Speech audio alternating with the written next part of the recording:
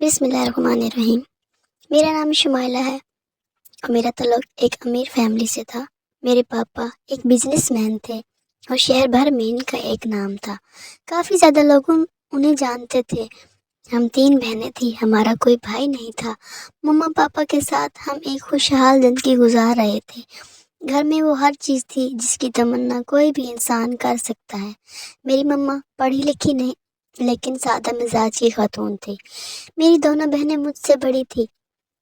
میں سب سے چھوٹی ہونے کی وجہ سے سب کے لاڈلے بھی تھی، لیکن میرے پاپا کو بیٹے کی بڑی خواہش تھی کیونکہ ان کو اپنی نسل آگے بڑھانے کے لیے اور نام زندہ رکھنے کے لیے بیٹا چاہیے تھا۔ جب میں چھوٹی سی تھی اور میری مما ایک بار پھر امید سے ہوئی تو پاپا کو ایسے لگا جیسے ان کی یہ خواہش اب پوری ہو جائے گی۔ وہ مما کا بہت زیادہ خیال رکھتے تھے، ہر مہینے ان کا چیک اپ کرواتے ہیں اور ان کے کھانے پینے کا خاص توجہ دیتے تھے۔ لیکن جب 3-4 مہینے گزرے تو ایک دن اچانک مما کا پیر پھسل گیا اور وہ گر گئی۔ اس کے ساتھ ہی پاپا کی خواہش بھی دم توڑ گئی۔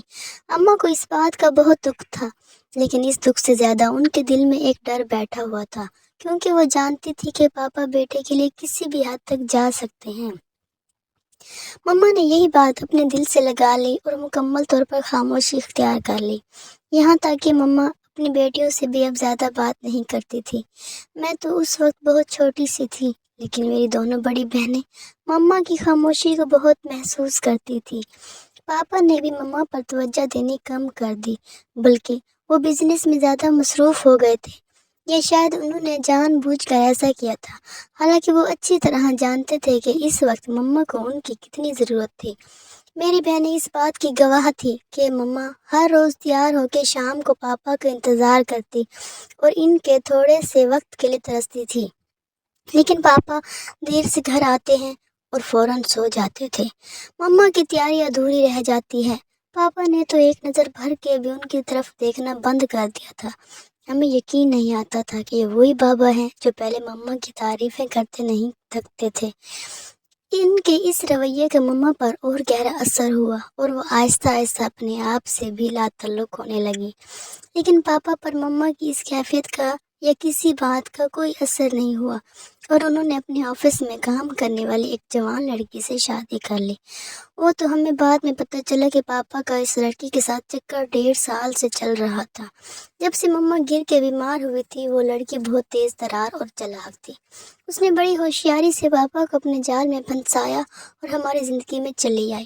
پاپا اسے شادی کر کے گھر لے آئے تھے کیونکہ اس نے شادی کرنے سے پہلے پاپا سے یہ شرط رکھی تھی کہ وہ اس کو اپنی دوسری بیوی بنا کر پہلی بیوی کے ساتھ ہی رکھیں گے تاکہ اس سے بھی وہ ہاتھ مل سکے جو پہلی بیوی اور بچیوں کو ملتا ہے۔ مما پر صدمے کا ایک اور پہاڑ ٹوٹ پڑا، لیکن مما نے اپنی زبان سے ایک لفظ نہیں کہا بلکہ خود ہی اپنی سوکن کے لیے اپنا وہ کمرہ چھوڑ کے دوسرے کمرے میں شفٹ ہو گئی۔ اس وقت میری عمر 6 سال تھی۔ میں مما کے ساتھ ہی سوتی تھی، جبکہ دونوں بڑی بہنوں کا کمرہ الگ تھا۔ جس دن وہ عورت دوسری ماں بن کے ہمارے گھر آئی تھی اور میری ماں نے اپنی جگہ اس کے لیے چھوڑ دی، مجھے اس دن سے ہی اس سے نفرت ہو گئی تھی۔ میری بڑی بہن اس وقت 13 سال کی تھی اور پاپا کی نئی بیوی 22 سال کی تھی۔ حالانکہ وہ اتنی خوبصورت نہیں تھی، لیکن پاپا نے صرف بیٹے کی خواہش میں اس سے شادی کی تھی۔ البتہ وہ بہت زیادہ ماڈرن لڑکی تھی اور پاپا سے شادی کے بعد اس نے اپنے آپ کو سجانے سنوارنے میں کوئی کسر نہیں چھوڑی۔ اب تو وہ بڑے بڑے پارلر میں جاتی اور مہنگے ترین لباس پہنتی تھی۔ پیسہ پانی کی طرح بہانے لگ گئی تھی۔ اسے ہمارے گھر آئے ہوئے تقریباً 1 مہینہ ہو گیا تھا، لیکن اس نے اس 1 مہینے میں اتنی شاپنگ کی کہ ہم حیران تھے، اور پاپا اسے کسی بھی بات کے لیے روکتے نہیں تھے بلکہ وہ بڑے خوش ہوتے تھے۔ ہم تینوں بہنیں اسکول پڑھتی تھی، لیکن مما نے گھر کے کاموں کے علاوہ ہم تینوں کی ذمہ داری میں بھی دلچسپی لینا کم کر دی، اور پھر آہستہ آہستہ نوبت یہاں تک پہنچ گئی کہ مما نے اپنے آپ کو کمرے تک محدود کر لیا۔ وہ بہت ہی کم باہر نکلتی تھی کیونکہ شروع میں اگر مما ہمارے پاپا کو کوئی کام کرتی تو بابا کی دوسری بیوی مما کو روک دیتی تھی۔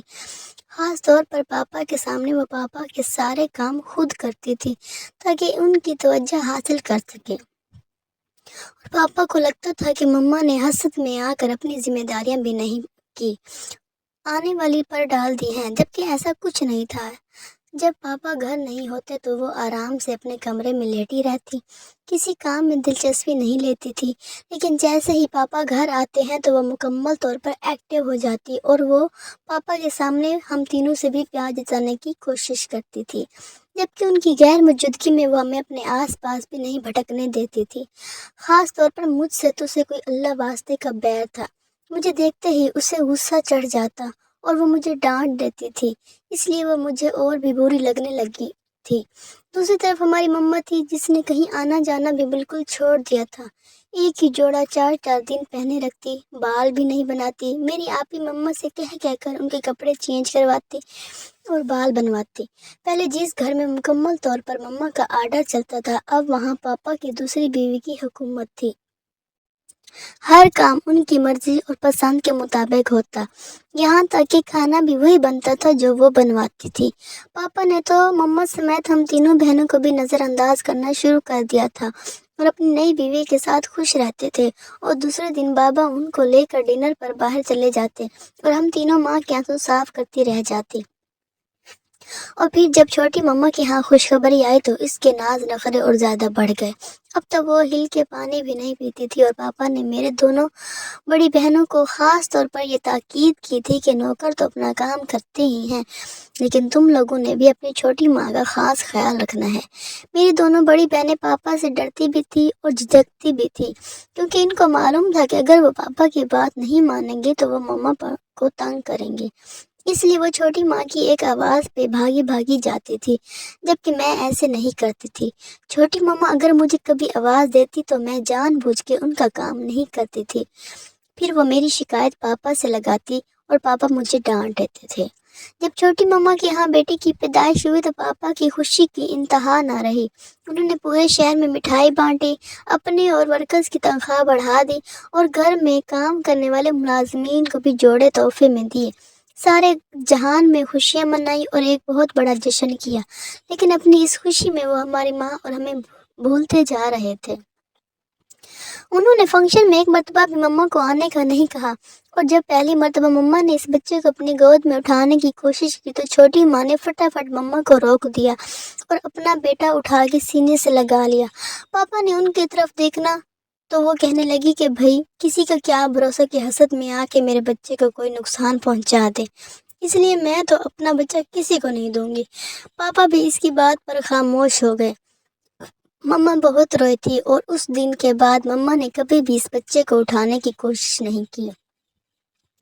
حالانکہ وہ ہمارا بھائی تھا، لیکن ہم تینوں بہنوں کو بھی اس بات کی اجازت نہیں تھی کہ ہم اپنے بھائی کو گود میں اٹھائیں یا ہاتھ بھی لگائیں۔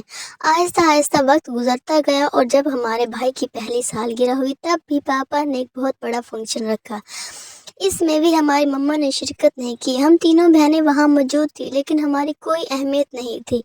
اب میری دونوں بہنیں بڑی تھی، زیادہ تر مما کے ساتھ رہتی تھی، وہ جان بوجھ کر چھوٹی مما یا بھائی کے ارد گرد نہیں جاتی تھی، کیونکہ بے شک وہ کسی بات کا اظہار نہیں کر سکتی تھی، لیکن ان کو بھی اپنی ماں کی اس حالت کا دکھ تھا۔ لیکن مجھے ان ساری باتوں پر بڑا غصہ آتا تھا، حالانکہ میں بہت چھوٹی سی تھی، لیکن مجھے برداشت نہیں ہوتا تھا، کیونکہ چھوٹی مما نے میرے پاپا کو بھی ہم سے چھین لیا تھا اور میری مما بھی اس وجہ سے دکھی رہتی تھی۔ جیسے جیسے میں بڑی ہوتی گئی میرے دل میں چھوٹی مما کے لیے نفرت اور بھائی کے لیے بھی غصہ پیدا ہوتا گیا۔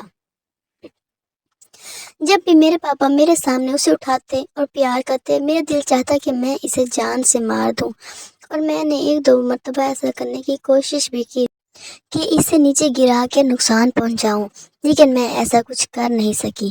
البتہ جیسے جیسے وقت گزرتا گیا اور میں بڑی ہوتی گئی، میرے دل میں نہ جانے کتنے طوفان بڑھتے چلے گئے۔ مما پاپا نے میری دونوں بڑی بہنوں کی شادی کر دی۔ اس وقت میں 17 برس کی تھی، کالج میں پڑھتی تھی، کیونکہ میں نے اپنی چھوٹی ماں کی ضد میں آ کر بہت زیادہ فیشن کرنا شروع کر دیا تھا۔ پاپا سے ضد کر کے اپنا پرسنل اکاؤنٹ کھلوایا اور ATM سے وہ پیسے نکلواتی رہتی۔ مما مجھے منع کرتی تھی، سمجھاتی تھی، اور میری بہنیں بھی، لیکن میں کسی کی بات نہیں سنتی تھی۔ میں تو پاپا سے اور چھوٹی مما سے انتقام لینا چاہتی تھی، لیکن مجھے نہیں پتا تھا کہ سب کا نتیجہ کیا ہوگا۔ میرا بھائی بھی اسکول میں پڑھتا تھا، لیکن وہ بالکل بھی اپنی ماں جیسا نہیں تھا، بلکہ وہ اپنی ماں سے زیادہ میری مما سے اٹیچ ہو رہا تھا۔ اس کی ماں کو تو شاپنگ اور پارٹیوں سے فرصت نہیں ملتی تھی، اس لیے اس نے بیٹے کی ذمہ داری میری ماں پر چھوڑ دی تھی، کیونکہ اتنے سال میں وہ یہ جان چکی تھی کہ میری ماں کبھی بھی کسی کو نقصان نہیں پہنچا سکتی تھی، اور خاص طور پہ میرے بھائی کو، کیونکہ مما بھی میرے بھائی سے بہت پیار کرتی تھی۔ پاپا بھی زیادہ تر بزنس میں بزی رہتے، ایسے میں بھائی مما کے قریب آتا گیا اور مما بھی اس کی وجہ سے پہلے سے کافی نارمل ہوتی جا رہی تھی۔ اکثر اس کے ساتھ ہنسنے بولنے لگ جاتی تو مجھے بھی اچھا لگتا، اس لیے میں نے اپنے بھائی کو کسی قسم کا نقصان پہنچانے کا ارادہ بدل لیا۔ لیکن میرے دل میں چھوٹی ماں کے لیے نفرت کم نہیں ہو رہی تھی۔ میں نے اس کی ضد میں آ کے اپنے آپ کو جتنا بگاڑ لیا تھا، کبھی کبھی مجھے خود بھی حیرت ہوتی کہ میں ایسے کیسے ہو سکتی ہوں، لیکن یہی سچ تھا۔ میں نے بہت زیادہ شاپنگ شروع کر دی۔ ہوٹلنگ اور آؤٹنگ میرا پسندیدہ ترین مشغلہ تھا۔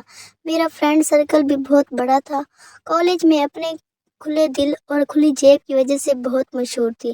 اگر 10 لوگ بھی میرے ساتھ ہوتے تو میں کسی کو بل پے نہیں کرنے دیتی تھی۔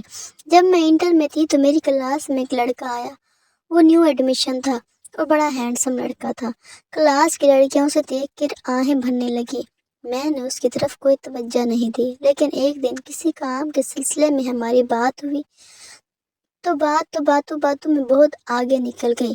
اس کے بعد اکثر ہم لوگ ایک ساتھ نظر آنے لگے۔ اس کا نام عمیر تھا۔ وہ پڑھنے میں کافی ذہین تھا، جبکہ میں تو صرف باپ کا پیسہ اڑانے کالج جایا کرتی تھی۔ پڑھائی میں میری کوئی دلچسپی نہیں تھی، لیکن وہ مجھے پڑھائی میں سنجیدہ ہونے کا اکثر کہتا تھا۔ میں اسے مذاق میں ٹال دیتی۔ اس سے میری اچھی دوستی ہوتی جا رہی تھی، لیکن ایک دن اس نے مجھے ایک ایسی بات کہی جو مجھے بہت عجیب لگی۔ اس دن میں جینز پہن کے کالج کے فنکشن میں گئی تو اس نے مجھے کہا کہ لڑکیاں ہمیشہ ڈھیلے ڈھالے کپڑوں میں اچھی لگتی ہیں، اور اگر حجاب کرے تو کیا ہی بات ہے۔ میں نے اس کی بات پر اسے پینڈو ہونے کا طعنہ دیا اور کہا کہ آج کے دور میں کون سا لڑکا ہے ایسا جو لڑکیوں سے اس طرح کی ڈیمانڈ کرے۔ تو وہ کہنے لگا کہ میں تو ایسا ہی ہوں، اور جو میری لائف پارٹنر بنے گی میں اس سے بھی یہی امید رکھوں گا کہ وہ حجاب کیا کرے۔ تو میں نے اس کا بہت مذاق اڑایا، لیکن اس وقت مجھے اندازہ نہیں تھا کہ کچھ عرصے بعد میں اس کی محبت میں گرفتار ہو جاؤں گی۔ عمیر کی عادتیں اور اخلاق بہت اچھا تھا۔ میں اس کی فیملی کے بارے میں تو نہیں جانتی تھی، لیکن مجھے اتنا اندازہ ضرور تھا کہ وہ کسی اچھے خاندان سے تعلق رکھتا ہے۔ آہستہ آہستہ جب میں اس سے محبت کرنے لگ گئی تو میرا دل چاہتا کہ میں اس کے بارے میں زیادہ سے زیادہ جان سکوں، لیکن میں خود سے اس سے اظہار نہیں کرنا چاہتی تھی، بلکہ میں تو یہ چاہتی تھی کہ وہ میری محبت میں پاگل ہو کے مجھ سے اظہار کرے، اور اسی خواہش میں میرا کالج پورا ہو گیا۔ میں نے بھی ایسے کرنے کے بعد پڑھائی کو خیر آباد کہہ دیا اور عمیر بھی یونیورسٹی میں چلا گیا، لیکن فون پر ہمارا مکمل رابطہ تھا۔ جب میرے شوق مکمل طور پر وہی تھے جو میں چاہتی تھی، دوستوں کے ساتھ گیدرنگ، پارٹیز اور شاپنگ، اس کے علاوہ میری زندگی میں اور کچھ بھی نہیں تھا، لیکن دل ہی دل میں اس کا انتظار بھی تھا کہ کسی دنوں اور مجھے پرپوز کرے تو میں اس کے ساتھ اپنی نئی زندگی کی شروعات کروں۔ اور پھر وہ دن بھی آ گیا۔ ہمیں ملے ہوئے کچھ مہینے ہو چکے تھے، لیکن فون پر رابطہ تھا۔ اس رات اس نے فون پہ بات کرتے ہوئے مجھے کہا کہ کل ملتے ہیں کیونکہ مجھے تم سے کچھ ضروری بات کرنی ہے۔ میں بڑی خوش ہو گئی اور میں نے فوراً اسے ایک ریسٹورنٹ میں کھانے پر بلا لیا۔ اگلے دن جب میں تیار ہونے لگی تو مجھے اس کی بات یاد آ گئی، تو میں نے اپنی الماری سے شلوار قمیض اور دوپٹہ نکال کے پہن لیا اور لائٹ سا میک اپ کر کے اس سے ملنے چلی گئی۔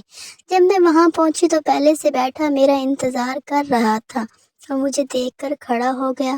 اس کی آنکھوں میں بے یقینی اور عجیب سی کشش تھی۔ ایسے لگ رہا تھا جیسے وہ مجھے دیکھ کے بہت خوش ہوا ہے، لیکن وہ کسی طرح ظاہر نہیں کرنا چاہتا تھا، لیکن اس کی آنکھیں سب کچھ کہہ رہی تھی۔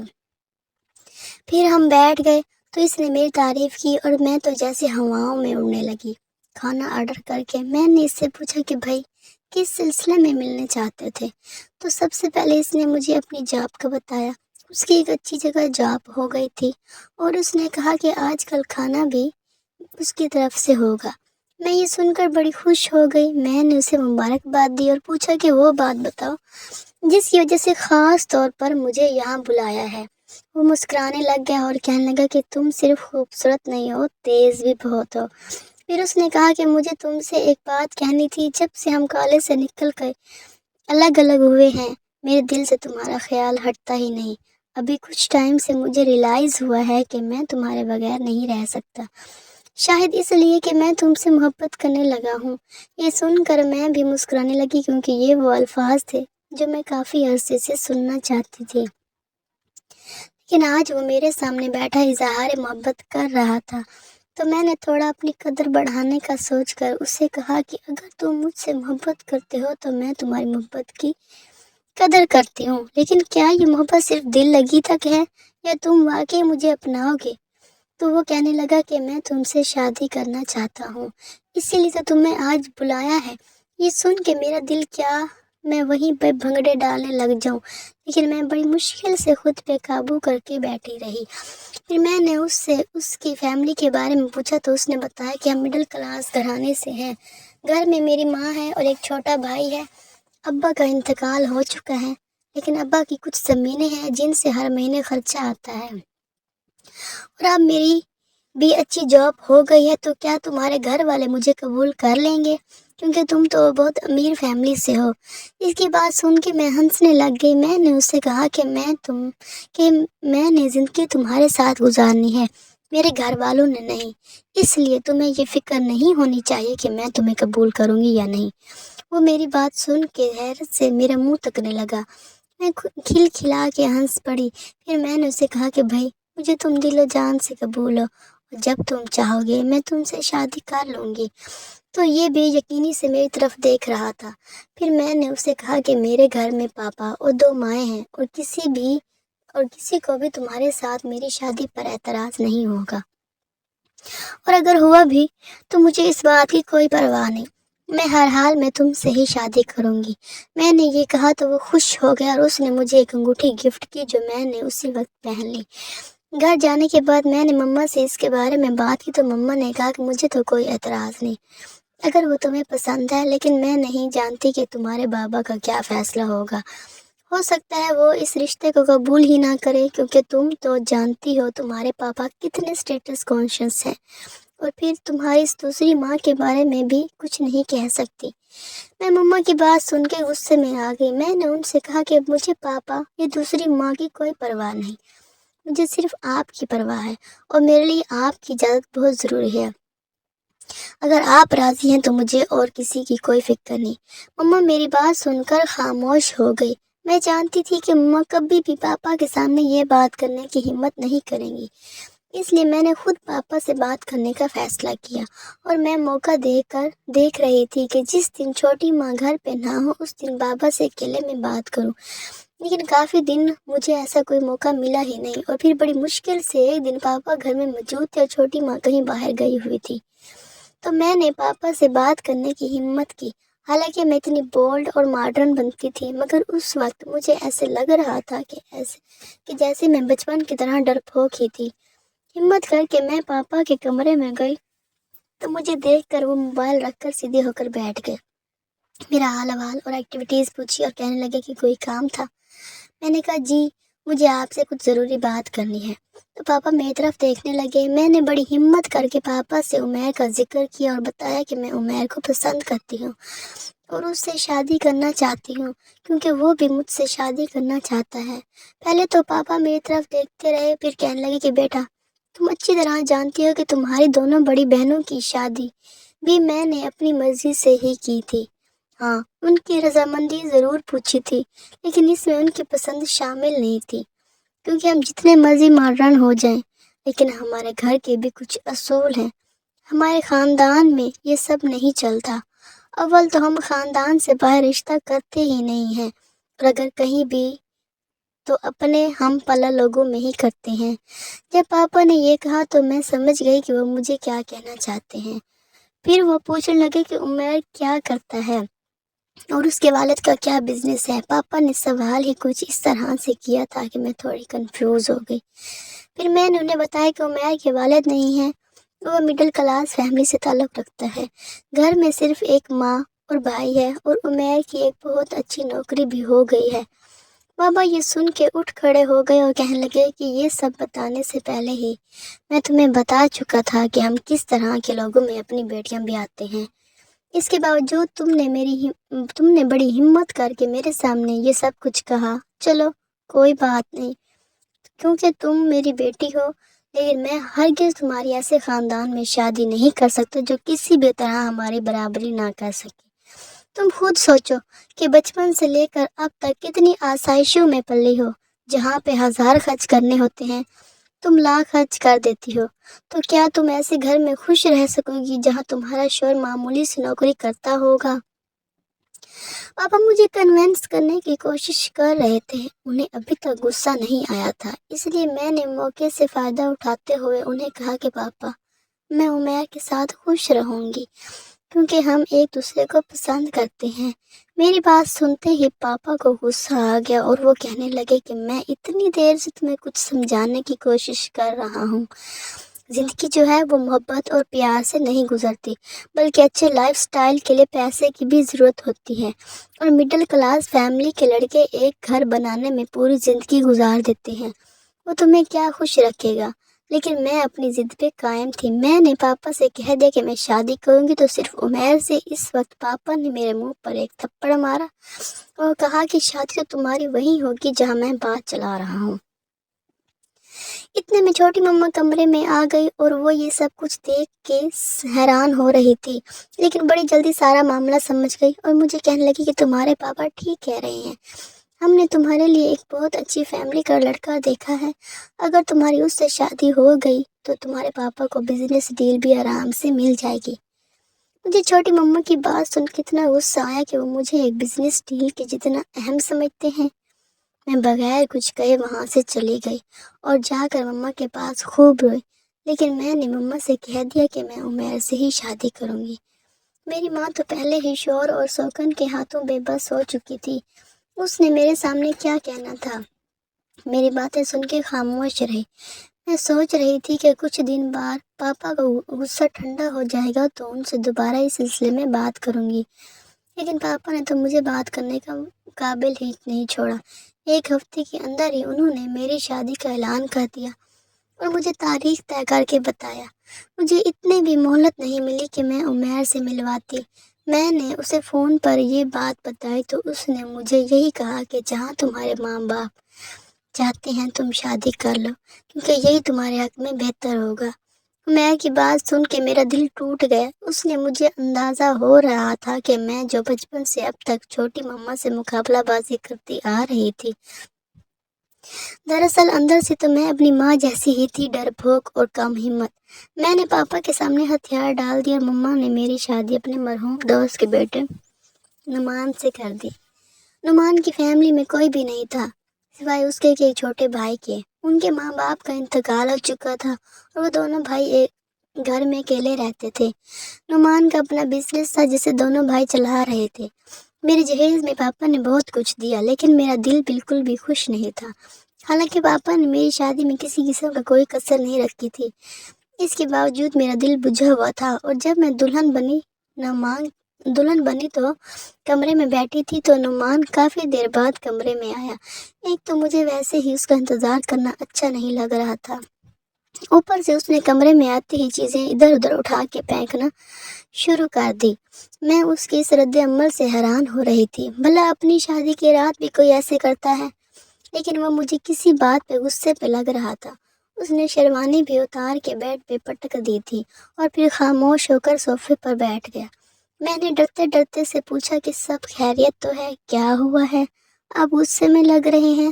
تو اٹھ کے میرے پاس آ کر کھڑا ہو گیا اور مجھے کہنے لگا کہ اٹھو، میرے سامنے کھڑی ہو جاؤ۔ پھر میں نے اپنا ہاتھ بڑھایا تو میں نے اس کا ہاتھ تھام لیا۔ میں سوچ رہی تھی کہ یہ سرپرائز دینے کا کون سا طریقہ ہے۔ یہی سوچتے ہوئے میں اٹھ کے اس کے سامنے کھڑی ہو گئی، لیکن اس نے ایک زناٹے دار تھپڑ میرے منہ پر مار دیا۔ میرے تو اوزان خطا ہو گئے۔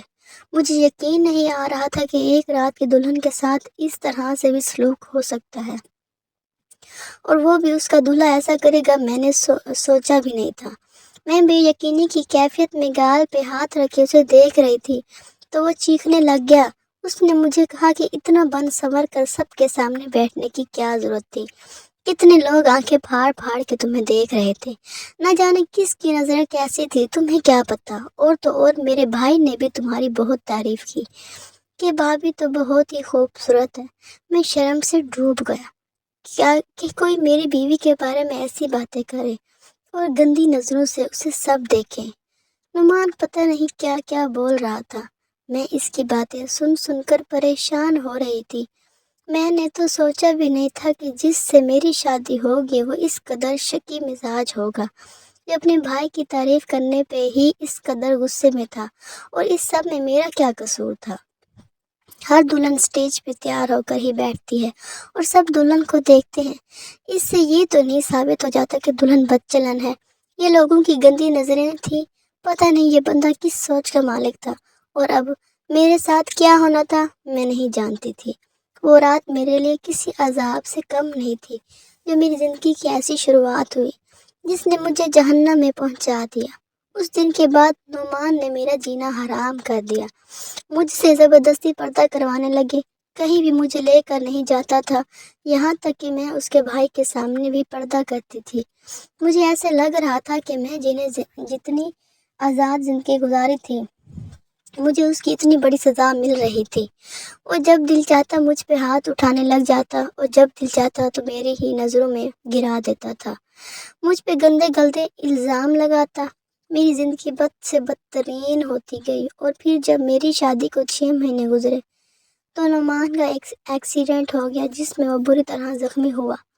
پورا 1 مہینہ ہسپتال میں داخل رہنے کے بعد جب وہ ڈسچارج ہو کے گھر آیا تو اس کی دونوں ٹانگیں اور ایک بازو پوری طرح بیکار ہو چکا تھا، لیکن اس کی زبان اسی طرح آگ اگلتی تھی۔ وہ کہتا تھا کہ اب تو تم عیاشی کرنے کے لیے آزاد ہو گئی ہو، تو بستر پہ کمرے میں پڑا رہتا تھا، تم نہ جانے باہر کس کس کے ساتھ گل چھڑے اڑاتی ہو، فون پہ باتیں کرتی ہوگی کہ اب تو میرے بھائی کے ساتھ ہی رشتہ بنا لیا۔ نعمان کی بات سن کر میں پہلی مرتبہ اس پر چیخی تھی۔ میں نے اسے کہا کہ اس سے اچھا ہے کہ آپ اپنے ہاتھوں سے میرا گلا دبا دیں، لیکن مجھ میں اتنے گندے الزام نہ لگائیں، اور اگر آج کے بعد ایسی کوئی بات کی تو میں آپ کو اسی حال میں چھوڑ کر یہاں سے چلی جاؤں گی۔ میری بات سن کے پہلے تو نعمان خاموش ہو گیا، لیکن پھر کہنے لگا کہ تم اچھی طرح جانتی ہو کہ میں معذور ہوں اور تمہارا گلا نہیں دبا سکتا، ورنہ تم جیسی عورت کے ساتھ اس سے بھی برا سلوک ہونا چاہیے تھا۔ میں تو اس کا منہ دیکھتی ہی رہ گئی کہ یہ بندہ نہ جانے کس مٹی سے بنا ہوا تھا، مکمل طور پر معذور ہو چکا تھا، زندگی سے دور ہوتا جا رہا تھا، لیکن اس کے دل اور دماغ میں بھرا ہوا زہر کسی طرح کم نہیں ہو رہا تھا۔ پھر آہستہ آہستہ میں نے اسے اس کے حال پر چھوڑ دیا، لیکن وہ پوری طرح مایوس ہوتا جا رہا تھا۔ نعمان مزید 1 مہینہ اسی طرح بستر پر پڑا رہا، لیکن اب وہ بہت زیادہ بیمار ہو چکا تھا اور ایسے لگتا تھا کہ کسی بھی وقت زندگی سے منہ موڑ بیٹھے گا۔ ایک دن اس نے مجھے اپنے پاس بلایا اور بیٹھنے کو کہا۔ جب میں بیٹھ گئی تو مجھے کہنے لگا کہ میں مرنے والا ہوں، اور میرے مرنے کے بعد تو تم بالکل آزاد ہو جاؤ گی، پھر تو نہ جانے تم کس کس سے رشتے بنا لو گی، اس لیے مرنے سے پہلے میں چاہتا ہوں کہ تم مجھے ایک مرتبہ اپنے ہاتھوں سے کھانا کھلا دو۔ مجھے اس کی باتوں پہ غصہ تو بہت آیا، لیکن پھر میں خاموش ہو گئی۔ میں نے سوچا کہ پتہ نہیں اس کے اندر کیا کچھ چل رہا ہے جس کی وجہ سے وہ ایسی باتیں کر رہا ہے۔ میں خاموشی سے اٹھی اور جا کر اس کے لیے کھانا بنا کر لے آئی اور اسے کھانا کھلانے لگ گئی۔ جب وہ کھانا کھا چکا تھا تو مجھے کہنے لگا کہ جب میں مر گیا تو میرے بستر کے نیچے ایک تمہارے لیے کچھ رکھا ہے، وہ اٹھا کے ضرور دیکھ لینا، اور پھر وہ لیٹ کر سو گیا۔ میں عجیب سی کشمکش میں مبتلا تھی، سمجھ نہیں آ رہا تھا کہ وہ مجھ سے کیا چھپا رہا ہے، یہ مجھے کیا کہنا چاہتا ہے، لیکن میرے ذہن میں یہ بالکل بھی نہیں تھا کہ وہ واقعی مر جائے گا۔ اگلی صبح جب کافی دیر تک وہ جاگا ہی نہیں تو میں نے اس سے اٹھانے کی کوشش کی، لیکن وہ ہمیشہ کے لیے سو چکا تھا۔ مجھے اس کے مرنے پہ بالکل بھی رونا نہیں آیا، لیکن مجھے خوشی بھی نہیں ہو رہی تھی۔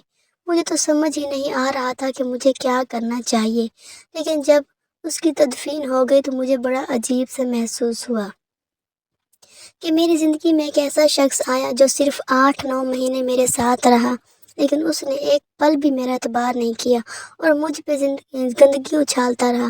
اب میرا اس گھر میں رہنے کا جواز نہیں تھا، اس لیے میں اپنا سامان کی پیکنگ کر رہی تھی۔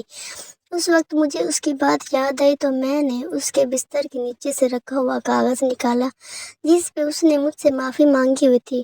وہ اس نے کب لکھا اور کہاں لکھا میں نہیں جانتی تھی، لیکن میں نے اسے دل سے معاف کر دیا۔ تھوڑی دیر بعد مجھے لینے بھائی آ گیا اور میں اس کے ساتھ اپنے بابا کے گھر چلی گئی۔